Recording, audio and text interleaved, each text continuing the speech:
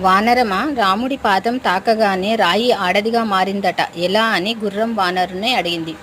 అది ఎవరో తెలుసా అని వానరుడు చెప్పసాగాడు. అహల్యమాత, ఆమె బ్రహ్మ మహర్షి పుత్రిక, గౌతమ మహర్షి భార్య. ఒకరోజు ఇంద్రుడు ఆమె సౌందర్యాన్ని చూసి మోహించి అర్ధరాత్రి కోడిలా కూశాడు. మహర్షి తెల్లవారిందనుకొని స్నానానికి వెళ్ళాడు. ఇంద్రుడు గౌతముడి రూపంలో వచ్చి అహల్యను మోసం చేశాడు. ఆమె గౌతముడే అనుకొని మోసపోయింది.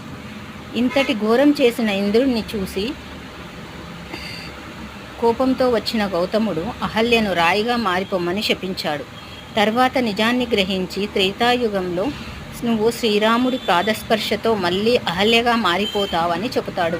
అందుకే శ్రీరాముడి పాదం తాకగానే అహల్యగా మారుతుంది.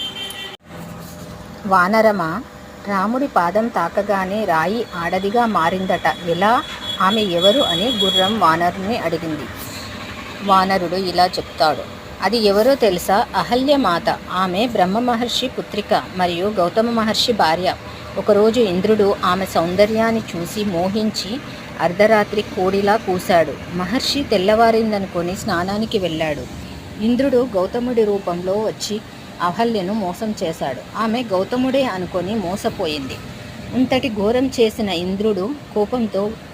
ఇంద్రుణ్ణి కోపంతో వచ్చిన గౌతముడు అహల్యను రాయిగా మారిపోమ్మని శపించాడు.